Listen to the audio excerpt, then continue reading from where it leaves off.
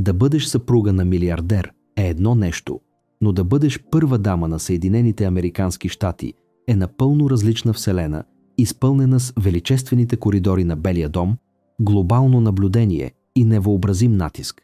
Мелания Тръмп премина през всичко това, от светлините на прожекторите и лукса до критиките и задълженията, но какъв всъщност беше нейният живот зад кадифените завеси на американската власт? Нека пристъпим в разкошния, но сложен свят на Мелания Тръмп като първа дама на Съединените американски щати родена.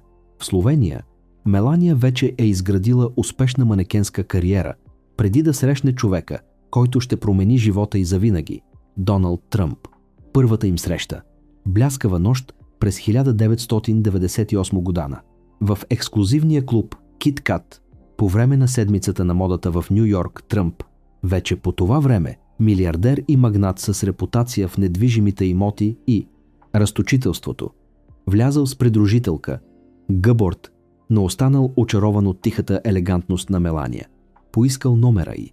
Тя отказала. Но тази тиха съпротива само я направила по-привлекателна в очите на Тръмп. Той бил свикнал да получава това, което иска, но Мелания го оставила да чака.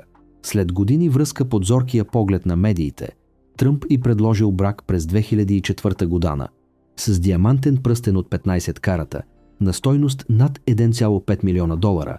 Сватбата – спектакъл на богатство и гламур. На 22 януари 2005 година. Те си казали съдбовното «да» в историческата епископална църква Бетесда бай да Си в Палм Бич, Флорида. Рецепцията, проведена в разкошното имение на Тръмп, Мар Алаго. Мелания носела сватбена рокля Кристиан Диор на стойност $200,000, украсена с 1500 кристала и с шлейф, дълъг 4 метра. Списъкът с гости, изпълнен със звезди. Дори Бил и Хилари Клитън присъствали. Тортата – 7-етажна кула, покрита с хиляди ядливи цветя.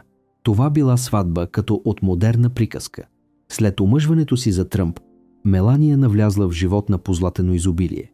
Тя се преместила в триетажен пентхаус на върха на Тръмп Тауър, резиденция, облицована с 24-каратово злато, италиански мрамор и с панорамна гледка към Манхатън. Имала е достъп до най-желаните дизайнерски чанти на стойност десетки хиляди долара, колекция бижута, съперничеща на кралските и гардероб, който пълнел заглавията на вестниците. Независимо дали носела яке Долче Габбана за 51 000 долара или чанта Хермес Биркин за 75 000 долара, Мелания олицетворявала ексклузивността, но и зад безупречната мода и контролираната грация, отношенията между Мелания и Доналд винаги са предизвиквали любопитство. Това никога не е било само любовна история, а публична мистерия. Светът често спекулираше за техния брак, но Мелания последователно описваше връзката им като изградена върху любов, взаимно уважение и лично разбирателство. За разлика от първите дами преди нея, Мелания рядко показваше нежност на публични места. Тя запази тихо присъствие, елегантна, сдържана и често тайнствена. Все пак, зад кулисите близки приятели описваха връзка, която била едновременно силна и закачлива, изпълнена с вътрешни шеги, късни нощни разговори и чувство за споделено разбиране. Дали на луксозни почивки или на важни събития, Мелания и Доналд проектираха образа на мощен, обединен тандем. Доналд Тръмп подкрепяше изключително много страстите и амбициите на Мелания Борта. Началото на 2010 година. Тя пусна специална линия бижута по QVC, популярен канал за домашно пазаруване. Линията съдържаше елегантни колиета, гривни, пръстени и други аксесуари на достъпни цени. Много от дизайните бързо се разпродадоха, хвалени заради изтънчения си вид и универсална привлекателност. В интервю за списание Jet Set Мелания разкри, че проектирането на бижута е истинска страст. Вдъхновена от образованието си по архитектура, тя обясни как креативността й е позволила да превърне визията в реалност чрез изкуство, което се носи. През целия проект Доналд я насърчаваше. В интервю за Ню Йорк Таймс той похвали нейния изискан вкус и остарум, казвайки, че вярва в таланта й и я подтиква да се възползва от всяка възможност през 2006 година. Мелания и Доналд посрещнаха единственото си общо дете – Барън Уилям Тръмп. От самия начало Мелания даде ясно да се разбере, че синът ѝ винаги ще бъде на първо място. Като първа дама, тя прочуто отложи преместването си в Белия дом, за да може Барън да завърши учебната година в Ню Йорк. Рядък и силен майчински жест. Мелания яростно пазеше личния живот на Барън. Въпреки че беше син на президента, тя настояваше да му се осигури възможно най-нормално детство. Като съпруга на Тръмп, Мелания стана и мащеха на 4 му по-големи деца – Доналд младши, Иванка, Ерик и Тифани. Въпреки че се фокусираше предимно върху отглеждането на Барън, тя поддържаше уважителни и топли отношения с всички тях. През годините беше засичена да присъства на събития, да празнува празници и да прекарва качествено време с разширеното семейство Тръмп, управлявайки сложната семейна динамика с изящество. Въпреки постоянните светлини на прожекторите, Мелания предпочиташе да остане извън общественото внимание. Повечето от свободното си време прекарваше в Мар-а-Лаго, имението на Тръмп в Флорида, търсейки спокойствие и уединение. Там тя ценеше тихите моменти с Барън и родителите си, Виктор и Амалия Кнавс, които също прекарваха голяма част от годината в имението. През изминалите празници Мелания прекарваше до 3 седмици в Мар-а-Лаго, появявайки се само за кратко във Вашингтон, включително за внезапно посещение при войските в Ирак, от пролетните ваканции през март 2019 година до празници като Великден, Деня на благодарността и Деня на Мартин Лутър Кинг младши. Нейното време в Мар-а-Лаго беше белязано от рефлексия и оттегляне. Дори тогава нейният график рядко съвпадаше с този на съпруга ѝ, символизирайки тихата независимост, която дефинираше ролята ѝ на първа дама.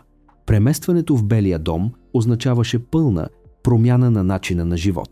Мраморните зали на Тръмп Тауър бяха заменени от историческото величие на президентската резиденция с 132 стаи, охранявана денонощно. Въпреки че луксът остана и наблюдението. Като първа дама, Мелания трябваше да балансира своята елегантна персона с дипломатическите задължения, организирайки държавни вечери, представяйки американския президент в чужбина и водейки своята инициатива Be Best. Основната инициатива на Мелания беше кампания, насочена към насърчаване на благосъстоянието на децата. Тя се фокусираше върху безопасността в интернет, превенцията на злоупотребата с опиоиди и положителното емоционално здраве. Нейното присъствие винаги беше сдържано, грациозно и субтилно, но за мнозина Мелания остана енигма. Тихата красавица, която предпочиташе да оставя делата и да говорят вместо думите, олицетворяваше тихата сенсуалност и спокойната елегантност. Нейният публичен образ внушаваше скрити дълбини, но мълчанието й по много неотложни въпроси често предизвикваше спекулации за това, какво всъщност вярва Мелания. Колко голямо влияние имаше тя в семейство Тръмп. Тази мистерия започна да се разплита с публикуването на нейните мемуари «Рядък и силен», прозорец към жената зад поддържаната фасада. В тези страници Мелания разкри силни лични убеждения и глас, който, макар и често тих на публични места, носеше интензивност, яснота и страст. Едно от най-изненадващите разкрития беше нейната позиция относно абортите, убеждение, което беше в остър контраст с консервативната база на политическото движение на съпруга и против нейните собствени думи. Мелания винаги е вярвала в правото на жената на избор, позиция, която е застъпвала много преди времето в Белия дом. Това убеждение беше в противоречие с нарастващото противопоставяне на републиканската партия срещу абортите, особено под президентството на Доналд Тръмп, когато бяха назначени няколко съдии във Върховния съд с цел отмяна на решението Роу срещу Уейд. Този обрат в крайна сметка доведе до разгорещени национални дебати и задейства строги забрани на абортите в много щати под ръководството на републиканците. Въпреки това, в своите мемуари Мелания оспори предположението, че споделя тези твърди позиции. Вместо това тя застана на страната на жените с самообладание и дискретност, но и с принципи. Нейните разкрития добавиха сложен слой към нейния публичен образ. Години наред Мелания беше възприемана като тиха, дори покорна, но сега тя се появи като вдумчива, затворена и изненадващо прогресивна по ключови въпроси. И в този контраст между мълчание и сила, традиция и убеждение, Мелания Тръмп затвърди мястото си като една от най-загадъчните и неочаквани първи дами. В американската история непоколебимата вяра на Мелания в автономията на жените и репродуктивната свобода беше пълен контраст с публичната риторика на съпруга й, който дълго време гласно се противопоставяше на абортите. Нейните мемоари не само осветлиха личните й убеждения. Те оспориха предположенията, които мнозина имаха за нейната пасивна роля в Белия дом. Вместо това нарисуваха портрет на жена със собствен глас, собствени ценности и собствено чувство за цел, давайки приоритет на състраданието, разбирането и правата на жените. Като първа дама Мелания стартира инициативата Be Best, насочена към подобряване на благосъстоянието на децата. Тя се фокусира върху 3 основни стълба – благосъстояние, поведение в социалните мрежи и злоупотреба с опиоиди. Мелания подчерта спешната нужда децата да използват социалните мрежи безопасно, признавайки потенциалните рискове наред с предимствата, въпреки че беше под постоянен надзор, особено заради известното използване на социалните мрежи от страна на Тръмп. Мелания остана отдадена на целта си. Tя се изправи директно срещу скептицизма, признавайки, че някои се съмняват в нейната искреност, но потвърди своята посветеност на мисията. Нейната упоритост в застъпничеството за благосъстоянието на децата и борбата срещу интернет-тормоза, често в остър контраст с поведението на съпруга й, разкри непоколебима решимост да направи положителна промяна. Тази отдаденост беше силно демонстрирана при първото й самостоятелно международно пътуване като първа дама, когато тя пътува до Африка. Там тя насърчаваше здравеопазването и образованието. В Гана посети регионалната болница Greater Accra, фокусрайки се върху грижите за майките и новородените, работейки в тясно сътрудничество с здравните работници. Тя подчерта ролята на USAID в подобряването на медицинските резултати за жените и децата. Тя също така посети местно училище, наблягайки на това как образованието може да прекъсне цикъла на бедността. В Малави се спря в началното училище Чапала, получател на програми за грамотност, поддържани от USAID. Мелания общуваше с нетърпеливите ученици и посветените учители, засилвайки идеята, че образованието е ключът към независимостта и овластяването. По време на успешната кампания на Доналд Тръмп за втори мандат Мелания запази своята характерна дискретност, въпреки че остана предимно зад кулисите. Запознати твърдят, че е помогнала за насочване на кампанията към по-приобщаващ тон. В изборната нощ тя стоеше до съпруга си, овладяна и спокойна посред бурята от празненства. Няколко дни по-късно прекъсна мълчанието си с вдумчива публикация в социалните мрежи, призовавайки към единство, свобода и просперитет. Това неопределено, но поетично послание подтикна към догадки. Дали това беше искрен вик за национална хармония или субтилна подкрепа за често поляризиращата политика на Тръмп? Последващите публикации само задълбочиха интригата. Една от тях показваше орел, летящ през облаците с надпис «Издигни се над всичко», подсказвайки за устойчивост в трудностите. Друга показваше спокоен пейзаж с заглавие «Нова зора», загатвайки за обновяване и трансформация. Завръщането на Мелания в обществения живот сигнализираше за нов фокус върху оптимизма, устойчивостта и независимостта. Но повторната роля на първа дама донесе отново интензивен надзор.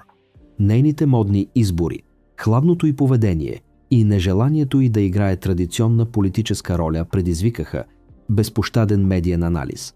От прословутото яке с надпис «Наистина не ми пука, а на вас?»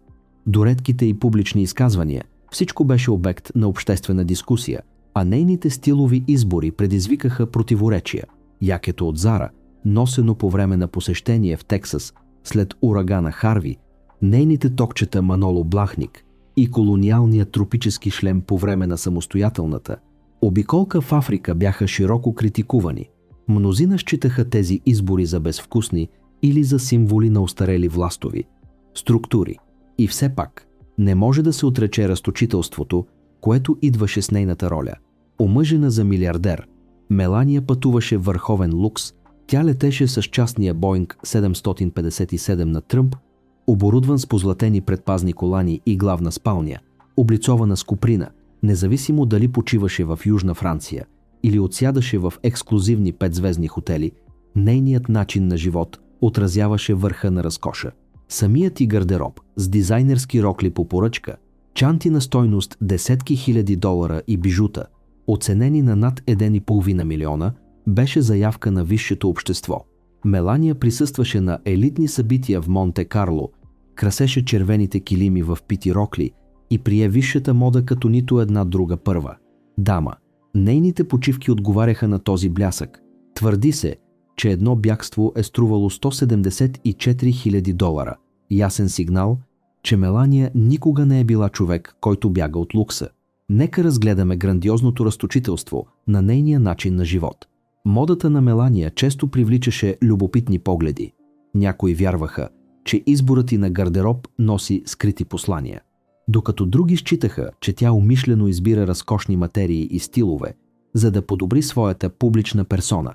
Жена, известна със своето впечатляващо присъствие, Мелания овладя изкуството на тихото непокорство, облечена в диаманти и коприна.